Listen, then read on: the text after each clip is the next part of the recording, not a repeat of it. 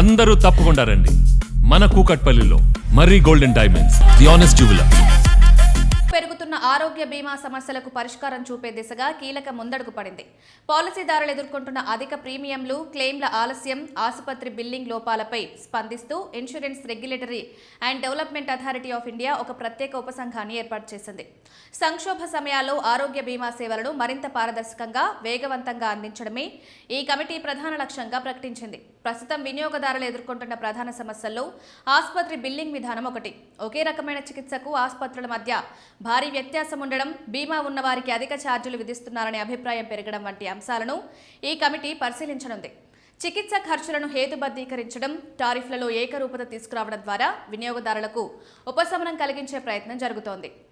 క్లెయిమ్ల పరిష్కారంలో జాప్యాలు, నిబంధనలపై స్పష్టత లేకపోవడం వంటి సమస్యలను అధిగమించేందుకు డిజిటల్ మార్గాలను ప్రోత్సహిస్తున్నారు. ముఖ్యంగా నేషనల్ హెల్త్ క్లెయిమ్స్ ఎక్స్చేంజ్ వంటి ప్లాట్ఫామ్ల వినియోగాన్ని విస్తరించాలనే దిశగా చర్యలు తీసుకుంటున్నారు. దీని ద్వారా క్లెయిమ్ ప్రాసెస్ వేగవంతమై మోసాలను కూడా తగ్గించవచ్చని భావిస్తున్నారు. కాన్ఫెడరేషన్ ఆఫ్ ఇండియన్ ఇండస్ట్రీ సూచనల మేరకు బీమా సంస్థలు, ఆసుపత్రుల మధ్య ఉమ్మడి ప్రవర్తన నియమావళిని అమలు చేయాలనే ప్రతిపాదన కూడా ముందుకొచ్చింది.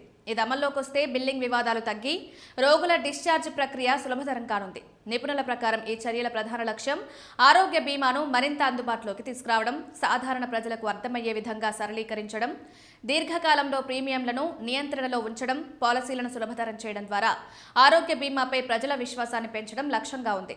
మొత్తంగా ఈ కొత్త కమిటీ చర్యలు అమల్లోకి వస్తే ఆరోగ్య బీమా రంగంలో పారదర్శకత పెరిగి వినియోగదారులకు గణనీయమైన ఉపశమనం లభించే అవకాశాలు కనిపిస్తున్నాయి.